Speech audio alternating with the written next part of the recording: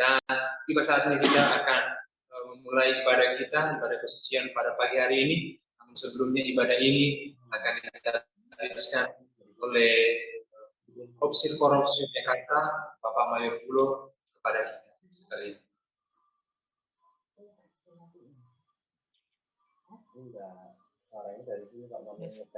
Kita berdoa. Kami laksanakan ibadah ini dalam nama Allah Bapa dan dalam nama Yesus Kristus, serta dalam nama Allah Roh Kudus. Kiranya Kau memberkati seluruh acara ibadah ini dari awal hingga selesai. Jadikan hormat dan kemuliaan nama-Mu, dan jadikan berkat untuk kami semua yang mengikutinya. Dalam nama Tuhan Yesus kami berdoa. Amin. Jemaat sekalian yang diberkati oleh Tuhan. Sepanjang minggu kita telah disertai oleh Tuhan sampai detik ini, kita telah diberikan kekuatan dan kesehatan. Oleh karena itu, mari kita memuji nama Tuhan. Dan kita tidak perlu takut, oleh sebab Tuhan selalu memelihara kehidupan saudara dan saya, memelihara kehidupan Bapak dan Ibu. Mari kita menyanyikan pujian yang mengatakan, El Shaddai, Allah yang Maha Kuasa, dan kita akan mengiringi dengan merasakan kasih Tuhan. Setelah itu kita akan berdoa sebagai ucapan syukur kita.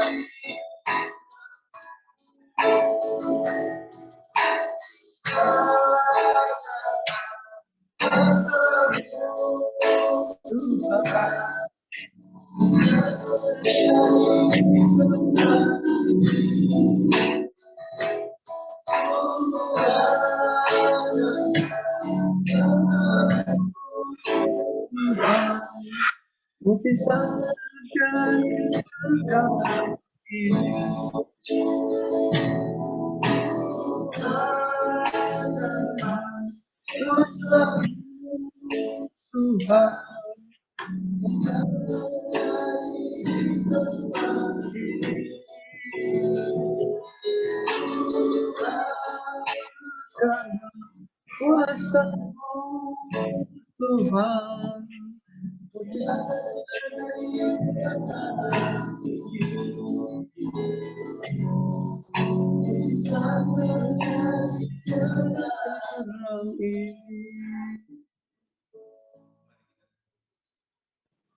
Bapa kami di surga, terima kasih Tuhan, kasih setiamu yang Kau terus nyatakan di dalam hidup kami sampai detik ini. Kami mengucap syukur untuk kekuatan, kesehatan yang telah Kau berikan.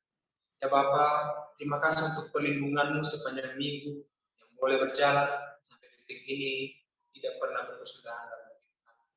Bapa kami dalam kerajaan surga, kami mengucap syukur untuk waktu, kesempatan dalam ibadah ini, kami boleh kembali bersekutu dengan yang lainnya, sehingga kami boleh memuji nama Tuhan. Walaupun di tempat kami masing-masing, tapi itu tidak mengurangi sukacita kami untuk datang, untuk bersekutu memuji nama Tuhan. Bapa, terima kasih Tuhan. Inilah doa ucapan syukur kami, yang kami naikkan dengan penuh pengucapan syukur. Hanya di dalam nama Tuhan kami, Yesus Kristus. Haleluya. Amin. Bapak Ibu yang diberkati oleh Tuhan, mari kita menyanyi pujian nomor 17, dan kita akan menyanyikan pujian ini ayat yang pertama, ayat yang kedua, hingga ayat yang ketiga. Kita nyanyikan pujian ini ayat yang pertama, ayat yang kedua, hingga ayat yang ketiga. Sungguh besar anugerah.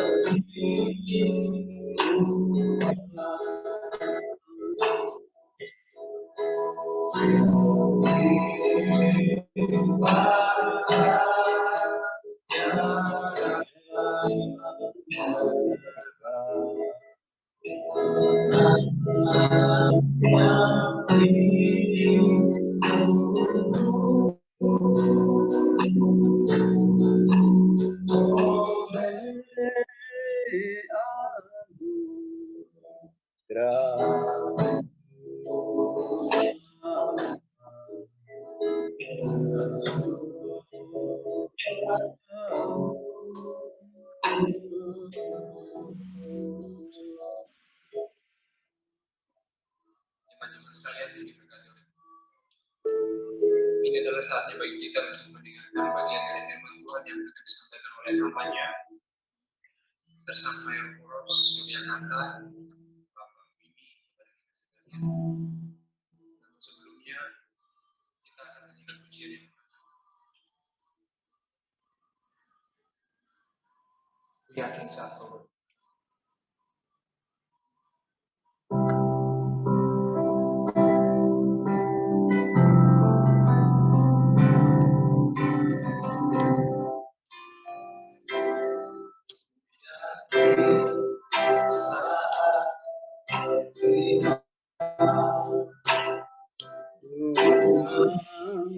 Saat berjalan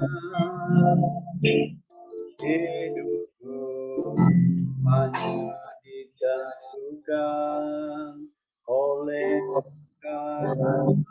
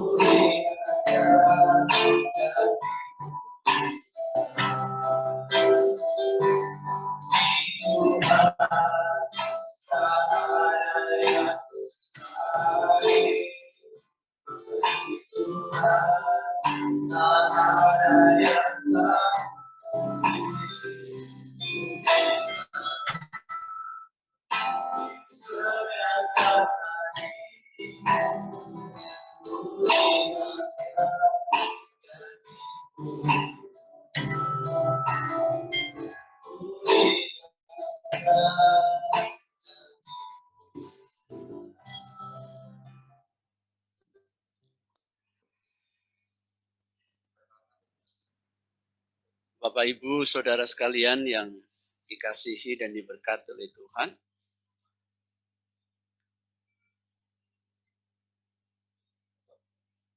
Mari kita berdoa untuk mendengarkan firman Tuhan.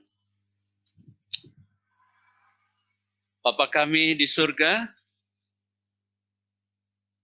dalam situasi yang sulit di tengah-tengah pandemi ini, kami bersyukur kami tetap bisa mengadakan ibadah walaupun secara virtual. Bapa di surga, kami tahu betapa indahnya kalau kami boleh beribadah secara nyata, secara online, secara offline. Tapi situasi tidak memungkinkan kami melakukannya. Tapi kami percaya bahwa Tuhan tetap hadir dalam ibadah melalui media apapun. Dan kami percaya saat ini pun Tuhan hadir dan sedang siap memberkati kami dengan kebenaran firman-Mu. Untuk itu, urapi setiap kami yang sudah tergabung dalam ibadah virtual ini, supaya kami sungguh diberkati oleh Tuhan. Baik melalui puji-pujian, terlebih melalui kebenaran firman Tuhan. Ini doa kami Bapa. Dalam nama Yesus Tuhan kami sudah berdoa dan mengucap syukur. Amin.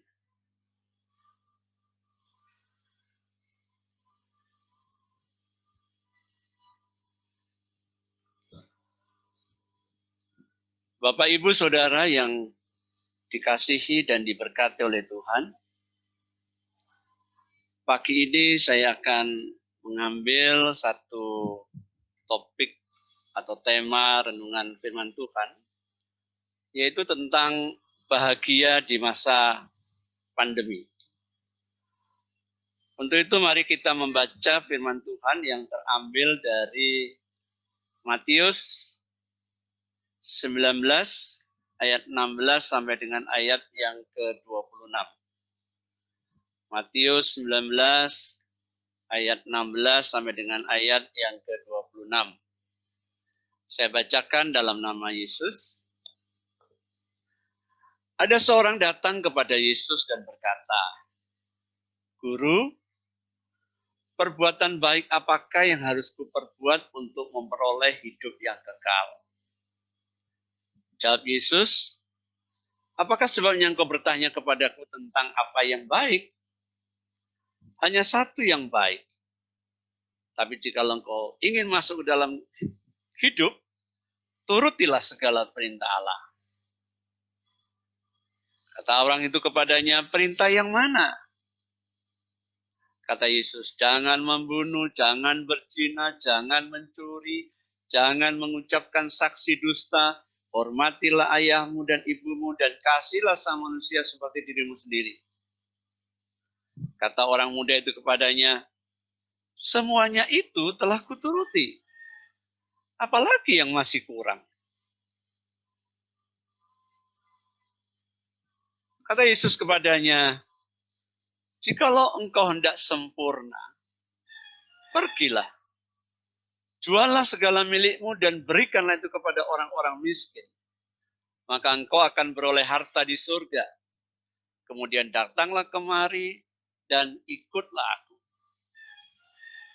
Ketika orang muda itu mendengar perkataan itu, pergilah ia dengan sedih sebab banyak hartanya.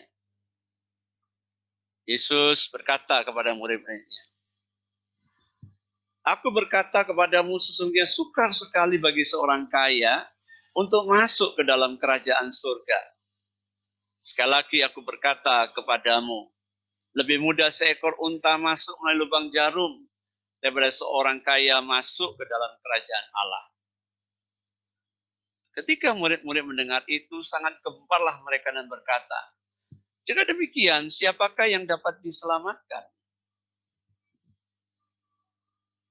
Yesus memandang mereka dan berkata, bagi manusia hal ini tidak mungkin, tetapi bagi Allah segala sesuatu mungkin.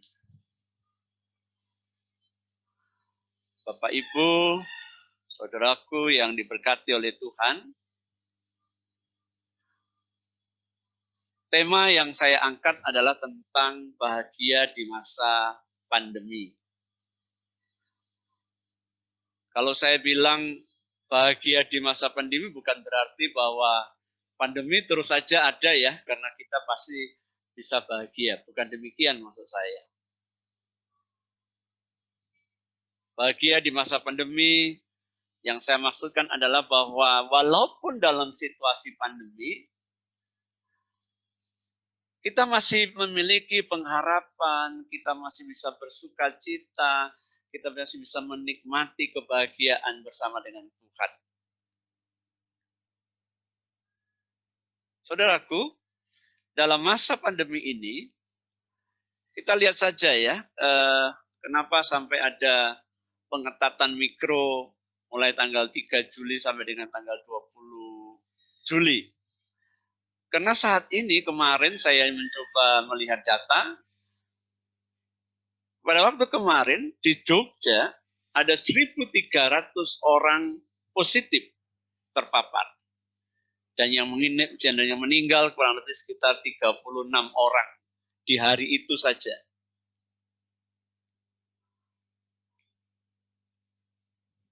Selain itu saudara sekalian, dalam masa pandemi ini kita perhatikan banyak orang yang kehilangan pekerjaan. Ekonomi hancur. Rumah sakit penuh. Kemarin, tadi pagi jam 3 saya mendapat telepon dari seorang teman yang ibu mertuanya sudah sulit bernafas. Dia minta tolong apakah punya kenalan yang bisa menolong supaya bisa mendapatkan ventilator karena semua tempat rumah sakit sudah penuh. Saya bilang, aduh saya tidak bisa, saya tidak punya kenalan. Ya kecuali ada keponakan yang di rumah sakit sebagai dokter. Betapa situasi begitu berat saudara sekalian. Para tenaga kesehatan tumbang semua. Rumah sakit William Booth tutup karena semua nakesnya sebanyak 20 orang terpapar COVID-19. Banyak sahabat meninggal.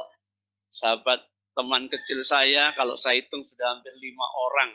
Itu yang sempat saya ketahui, belum yang tidak saya ketahui. Di Korus Polonia sudah 2 orang. Di Cirebon sudah 1 orang. Di Korus Solo 1 orang. Surabaya 2 1 orang. Banyak orang meninggal akibat COVID-19 ini. Dan akibat itu banyak orang dipenuhi ketakutan. Karena bagaimana masa depan saya kelak? Kalau seandainya pandemi ini tidak berlalu, seandainya pandemi ini tetap selalu menghantui kehidupan kita. Bagaimana kita bisa bahagia di masa pandemi dalam situasinya seperti ini? Bapak, Ibu, saudara sekalian diberkati oleh Tuhan, bahagia itu dicari oleh semua manusia. Betul tidak ya? Saya percaya bahwa saudara yang ada di ibadah virtual ini pun pasti ingin bahagia. Tidak ada seorang pun yang tidak ingin bahagia. Oleh sebab itu, karena bahagia dicari oleh banyak orang, maka segala upaya dikerjakan untuk mendapatkan kebahagiaan itu. Orang berpikir bahwa kalau dia populer, punya nama tenar, dia bahagia. Ada orang berpikir bahwa kalau dia punya kuasa, sehingga bisa mengatur dan sebagainya, dia bahagia. Ada orang yang merasa bahwa kalau saya punya harta yang banyak, saya kaya, semua bisa dibeli dengan uang, dan saya akan bahagia. Banyak orang berpikir seperti ini. Tapi Bapak Ibu Saudara sekalian, ternyata mereka salah. Ternyata mereka keliru. Kebahagiaan tidak bisa ditemukan melalui ketenaran, kekuasaan, kekayaan. Kalau kita perhatikan ada banyak tokoh-tokoh yang sudah mendapatkan itu semua, tapi mereka tetap tidak bahagia. Bahkan hidupnya berakhir dengan tragis. Dan saya menemukan sebuah kebenaran Bapak Ibu Saudara sekalian. Bahwa dengan uang mungkin kita bisa membeli obat. Tapi bukan kesehatan. Beberapa tahun lalu ada seorang teman yang cukup kaya di Jogja. Sakit dan berusaha mencari obat hingga sampai ke Singapura. Dia berusaha menggunakan hartanya untuk mendapatkan kesehatan. Tapi akhirnya dia pun kalah dan harus dipanggil oleh Tuhan. Ya uang bisa kita pakai untuk beli obat apapun. Tapi bukan kesehatan. Kita bisa membeli makanan seenak apapun, semahal apapun. Tapi kita tidak bisa membeli selera makan yang enak. Karena selera makan tidak bergantung pada harga makanan. Kita bisa membeli kasur empuk dengan harga yang belasan juta, bahkan puluhan juta. Tapi kita tidak bisa membeli tidur yang nyenyak. Karena tidur yang nyenyak tidak bergantung pada kasur yang empuk dan mahal. Kita bisa membeli rumah yang besar, mahal, dengan model macam-macam. Tapi kita tidak bisa membeli ketentraman tinggal dalam rumah itu. Ini sebuah kebenaran, Bapak Ibu Saudara sekalian. Kita tidak bisa membeli segalanya. Kita bisa membeli segalanya dengan uang, tapi kita tidak bisa membeli kebahagiaan. Kebahagiaan yang dicari oleh banyak orang. Kalau begitu, apa sih kebahagiaan itu? Mengapa begitu dicari oleh begitu banyak orang? Tapi seolah-olah terbang melayang dan tidak ada seorang pun yang bisa meraih kebahagiaan itu. Apa kebahagiaan itu? Ini yang mungkin kita perlu samakan persepsi kita. Apa itu kebahagiaan? Karena kita tahu bahwa tadi ketenaran, kekuasaan, kekayaan ternyata salah, tidak bisa memberi kebahagiaan. Kalau gitu apa kebahagiaan itu? Kebahagiaan sejati adalah sebuah perasaan senang dan tentram yang meresap dalam hati kita dan memberikan batin-batin kepada batin kita rasa tenang, rasa damai, rasa puas. Dan perasaan itu tidak dibatasi oleh waktu dan tidak akan berubah menurut keadaan. Jadi kapanpun, dalam kondisi apapun, maka batin kita ini tenang, damai, dan puas. Jadi walaupun dalam situasi pandemi, banyak kesulitan terjadi dan sebagainya, situasi itu tidak mempengaruhi kita. Kita tetap bisa berbahagia.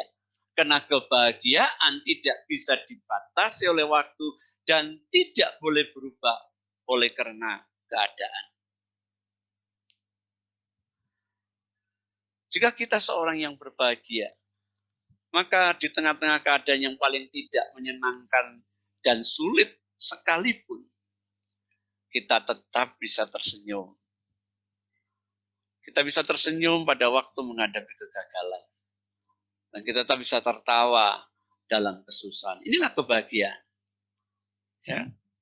Inilah kebahagiaan yang tidak bisa didapat melalui 3 hal yang saya sudah sebutkan tadi.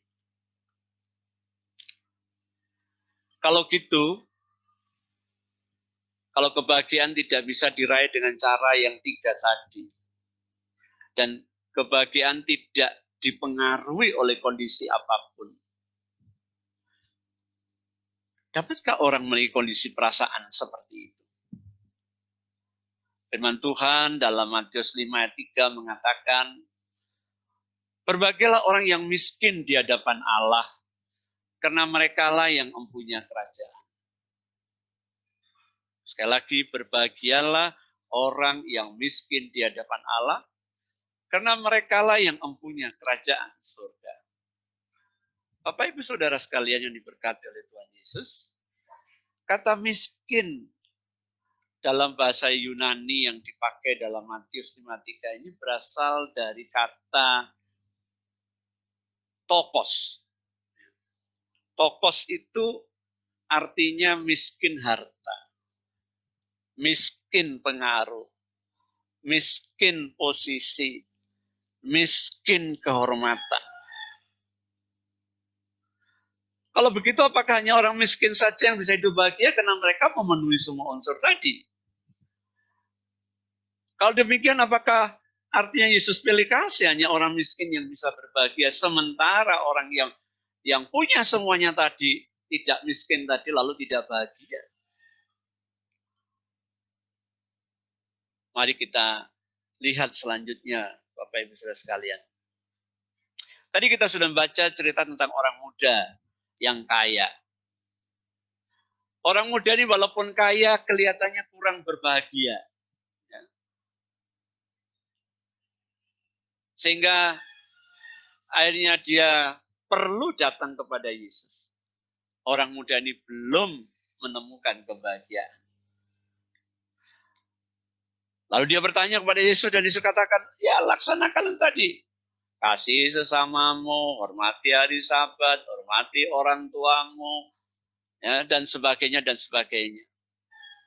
Lalu orang muda mengatakan, itu semua sudah kulakukan. Itu semua sudah kulakukan, Yesus. Apalagi? Tapi saya masih tetap belum bahagia. Lalu Yesus meminta anak muda itu menjual hartanya dan membagikan pada orang miskin. Dan selanjutnya mengikuti Yesus. Kalau dia ingin bahagia. Tapi rupanya anak muda ini tidak sanggup. Hatinya lebih berat kepada harta. Sehingga dia tidak bisa mengikuti permintaan Yesus yang terakhir ini. Dan akhirnya dia meninggalkan Yesus dengan sedih. Dan peristiwa orang muda ini dijadikan contoh oleh Yesus sehingga dia berkata, sesungguhnya sukar sekali bagi seorang kaya untuk masuk ke dalam kerajaan surga. Lebih mudah seekor unta masuk melalui lubang jarum daripada seorang kaya masuk ke dalam kerajaan Allah. Bapak Ibu Saudara yang diberkati oleh Tuhan. Mengapa orang kaya sulit masuk kerajaan surga? Mengapa lebih mudah seekor unta masuk ke lubang jarum? Lubang jarum sini bukan lubang jarumnya jarum jahit ya. Lubang jarumnya adalah sebuah pintu kecil di tembok kota Yerusalem yang hanya diketahui oleh penduduk kota supaya kalau dia kemalaman, pintu gerbang ditutup, dia masih bisa masuk lewat pintu kecil tadi. Tapi ya begitu, kalau bawa masuk untanya harus, ya sangat sulit sekali, sangat sulit sekali. Nah, mengapa orang kaya sulit masuk dalam kerajaan surga? Pertama, karena orang kaya punya godaan lebih besar untuk lebih cinta harta daripada cinta Tuhan. Kalau tidak percaya bisa dibuktikan saudara membeli sesuatu benda yang saudara rindukan dengan harga yang cukup mahal. Maka saya yakin dan percaya hati saudara akan ada di sana. Ya. Godaan untuk mencintai harta daripada Tuhan itu sangat besar pada orang kaya. Contohnya orang muda kaya tadi. Yesus tahu orang muda ini sangat mencintai hartanya. Walaupun dia orang yang baik, walaupun dia sudah melakukan hukum Taurat, tapi Yesus tahu bahwa hati orang muda ini ada di harta. Sehingga dia mengatakan, jual, berikan kepada orang miskin, ikutlah. Tapi karena orang muda ini lebih memilih harta, hatinya di sana. Makanya dia memilih meninggalkan Yesus. Yang kedua, saudara sekalian, untuk kehidupan, orang kaya tidak mengalami pergumulan. Dia cukup, dia bisa beli makanan, dia bisa pakaian yang baik, dia punya rumah yang baik, dan seterusnya. Sedangkan orang miskin setiap saat harus bergumul dan berseru kepada Tuhan untuk mencukupi kebutuhannya. Besok mau makan apa aja tidak tahu. Sehingga dia harus bergumul, berdoa. Kalau dia orang percaya, Tuhan, saya besok tidak bisa makan, Tuhan. Saya tidak tahu. Situasi sulit sekali. Pandemi, saya kena PHK, Tuhan. Tapi orang kaya tidak mengalami pergumulan seperti itu. Makanan tersedia. Masih bisa lewat pesanan online, GoFood, dan sebagainya. Pakaian ada lengkap, tidak mengalami masalah. Rumah bagus. Orang kaya tidak mengalami pergumulan ini. Saya tidak bisa merasakan rasanya miskin itu bagaimana. Yang ketiga, orang kaya kalau sakit, dia bisa mengandalkan kekayaannya untuk pengobatan. Ya tadi teman saya bisa ke Singapura, ke rumah sakit yang bagus dan sebagainya. Daripada orang miskin yang tidak bisa beli obat apa-apa. Yang bisanya hanya berserah diri kepada Tuhan. Tuhan, ya inilah aku Tuhan. Kalau Tuhan mau ambil nyawaku ya, saya sudah siap. Saya tidak bisa lagi berobat. Nah, karena orang kaya dapat mengandalkan kekayaannya untuk pengobatan, maka dia merasa tidak perlu Tuhan. Dia tidak butuh Tuhan. Dalam pergumulan, orang-orang kaya cenderung mendekati orang-orang kaya ketimbang orang miskin. Orang kaya lebih dipuja-puja dan dihormati ketimbang orang miskin. Kalau duduk dalam sebuah acara ditaruh di tempat yang di depan. Kalau orang miskin tidak masalah duduk di bagian paling belakang. Orang kaya selalu dihormati. Ini sebabnya mengapa orang kaya kena begitu banyak godaan, sulit masuk kerajaan surga. Kalau ke gereja orang kaya gampang tersinggung kalau tidak diperhatikan dan tidak dihormati, tidak disapa, ya, tidak didoakan. Sedangkan orang miskin saat tidak tempat duduk di lantai pun tidak masalah. Itu yang membuat orang kaya sulit masuk kerajaan surga. Oleh sebab itu banyak orang kaya binasa karena kekayaannya.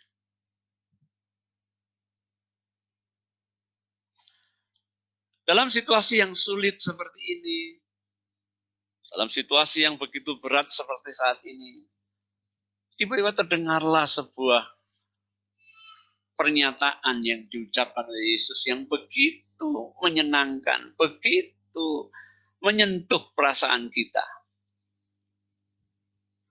Berbahagialah orang yang miskin di hadapan Allah. Berbahagia orang yang merasa miskin di hadapan Allah, maksudnya saudara sekalian. Artinya tidak peduli apakah orang itu benar-benar miskin atau dia kaya. Asalkan kita bisa menyadari bahwa kita ini miskin, artinya bahwa semua harta yang kita punya, kalau ini orang kaya, kalau semua harta yang kita punya, semua pengaruh yang kita miliki, semua posisi yang kita dapatkan, dan semua kehormatan yang kita punya, kita merasa itu tidak ada artinya apa-apa di hadapan Allah. Itu semua hanya aksesoris yang bersifat sementara. Itu semua akan hilang. Dan kalau kita mati tidak kita bisa bawa semuanya itu. Maka ketika orang itu merasa bahwa semua yang saya punya sekarang ini, harta, pengaruh, posisi, kehormatan, tidak ada artinya apa-apa di hadapan Allah, maka kita orang yang berbahagia. Ini orang yang merasa miskin di hadapan Allah. Orang inilah yang diberi kebahagiaan. Miskin di hadapan Allah adalah kalau kita menyadari bahwa segala sesuatu yang kita miliki, baik itu harta, gelar, jabatan, kita tahu semuanya itu berasal dari Allah. Dan bukan milik kita. Jadi tidak ada alasan buat kita untuk berpegah, apalagi menjadi sombong. Karena kelak kita semua itu akan kembalikan kepada Allah. Inilah orang yang merasa miskin di hadapan Allah.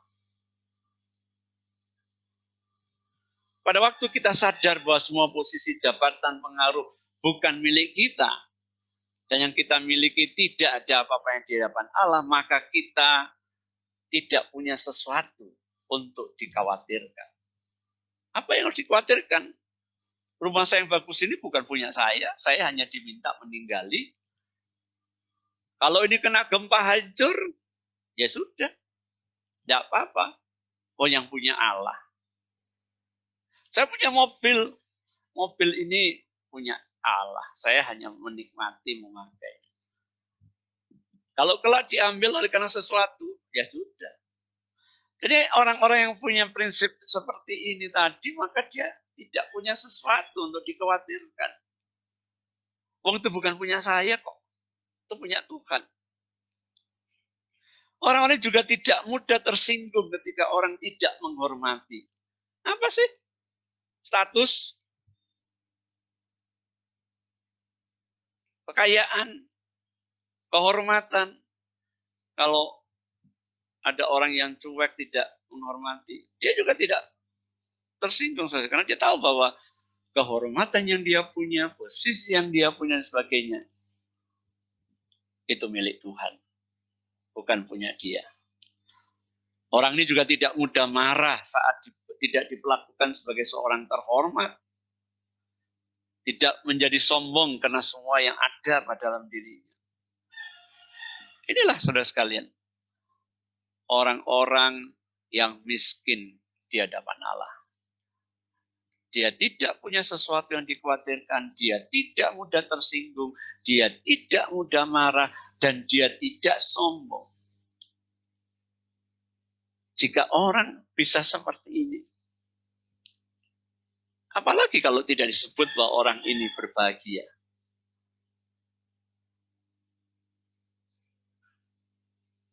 Jadi sudah mudah sudah berbahagia. Asal kita mau menjadi miskin di hadapan Allah. Asal kita mau membuat semua yang kita punya posisi, jabatan, harta. Kita sadar bahwa itu bukan milik kita. Itu milik Allah. Kita hanya diberi, dikasih Allah untuk menikmati.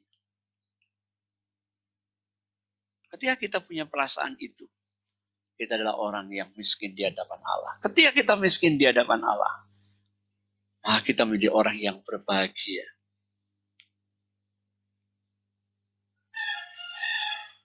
Saudara sekalian, saudara akan kehilangan kebahagiaan jika kita menjadi orang kaya yang merasa kaya di hadapan Allah.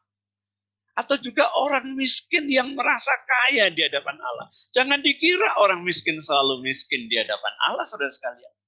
Ada banyak orang miskin yang merasa kaya di hadapan Allah. Artinya bahwa mereka merasa tidak membutuhkan Tuhan lagi.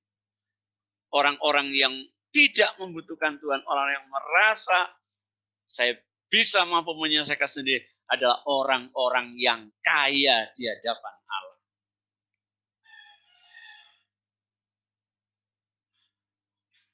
Orang-orang entahkah dia miskin atau dia kaya, tapi kalau dia merasa bahwa saya sanggup, saya bisa melakukan semuanya itu.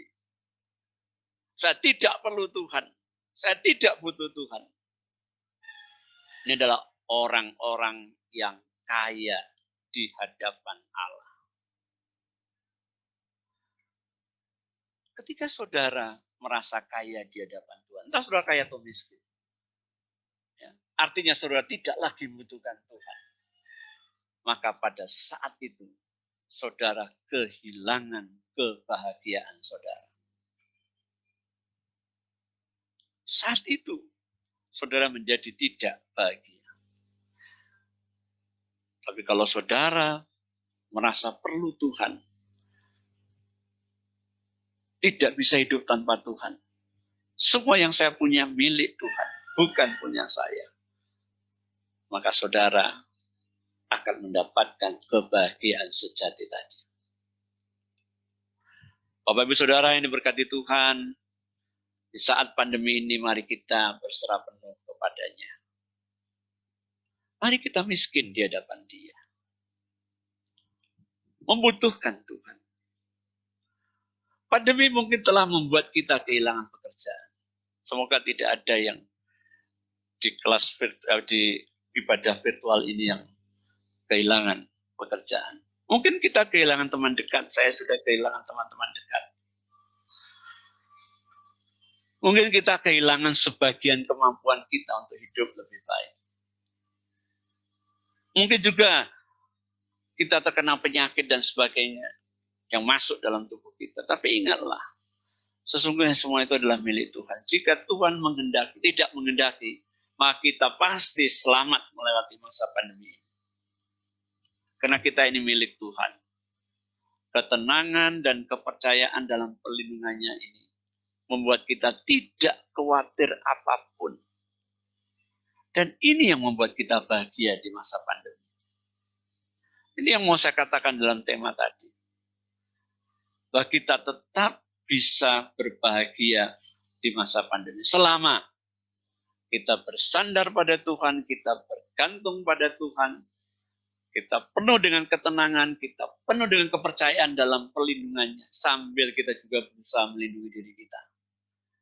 Maka saudara adalah orang-orang yang berbahagia. Sekali lagi Bapak Ibu Saudara yang diberkati Tuhan, jadilah miskin di hadapan Allah.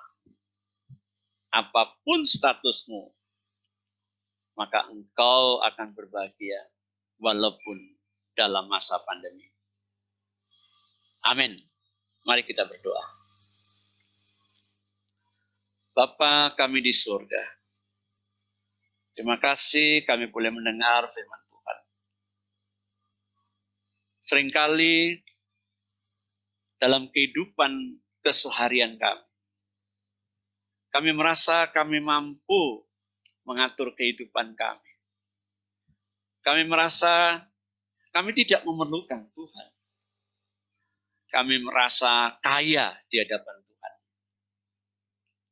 Tapi pagi ini kami diingatkan supaya kami harus merasa miskin di hadapan Allah. Kami harus sungguh bergantung penuh pada Tuhan. Semua yang kita punya kami miliki adalah milik Tuhan. Maka pada saat itulah, pada saat kami merasa miskin di hadapan Allah, kebahagiaan mengalir dalam hidup kami. Terima kasih Bapak. Hamba sudah berhenti berbicara, menyampaikan kebenaran firman Tuhan. Biarlah Roh Kudus-Mu yang bekerja dalam hati kami, supaya boleh kami menjadi berkat, diberkati oleh Roh Kudus melalui firman Tuhan ini. Dalam nama Yesus Tuhan, kami sudah berdoa dan mengucap syukur. Amin.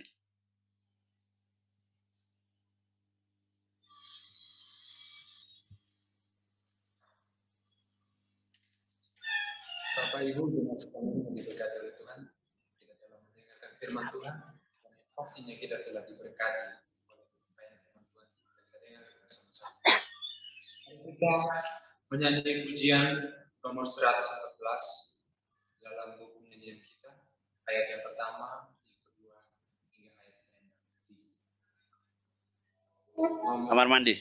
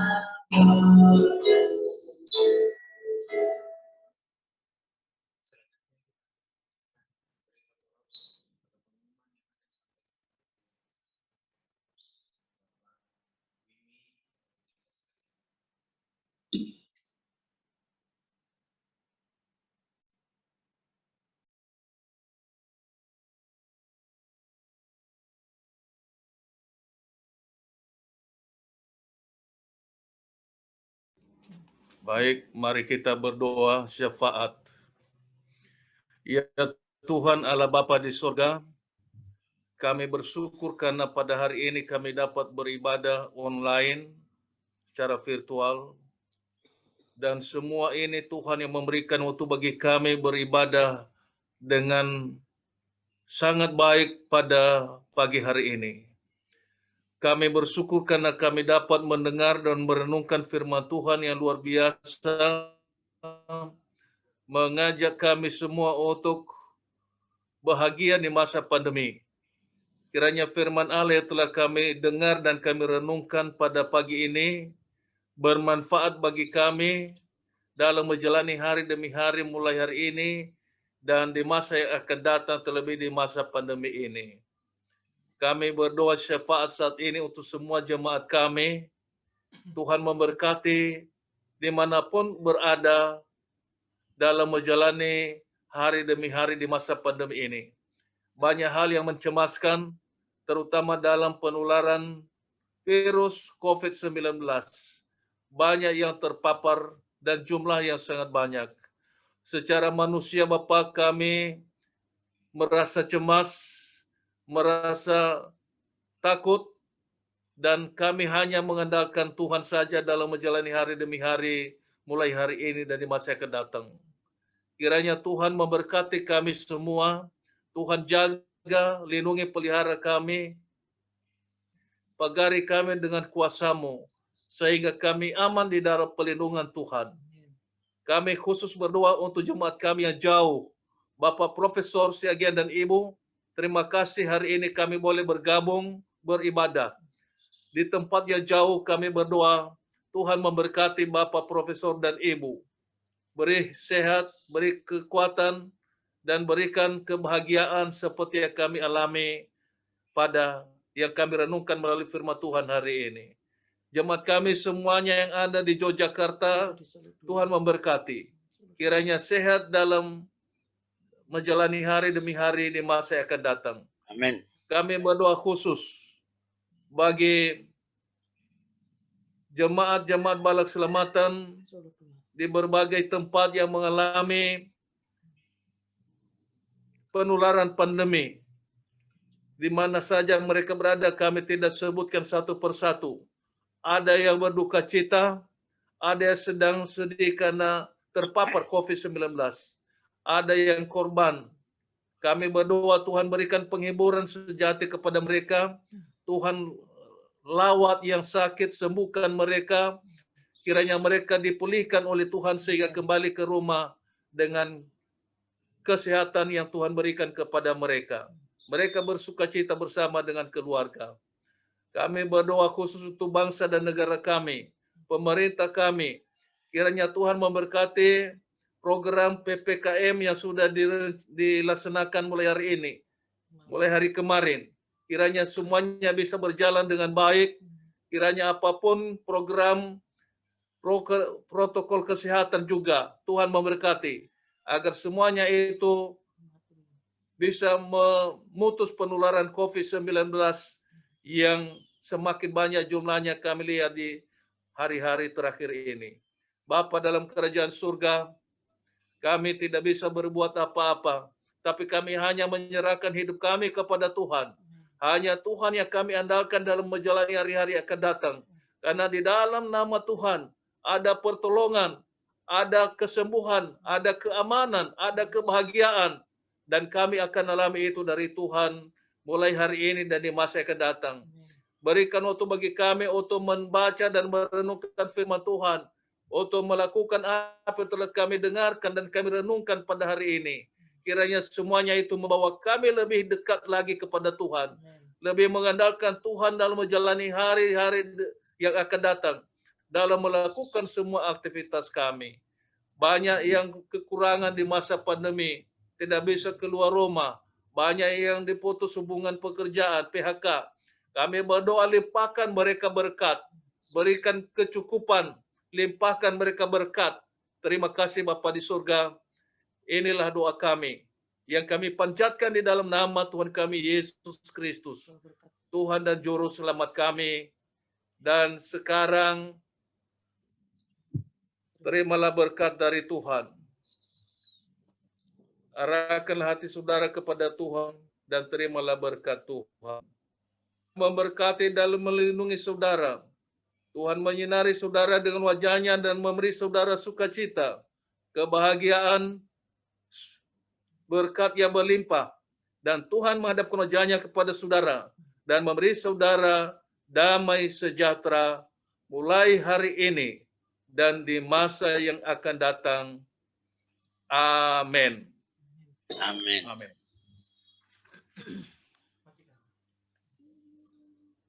Kita tutup dengan Kadet yang mimpin.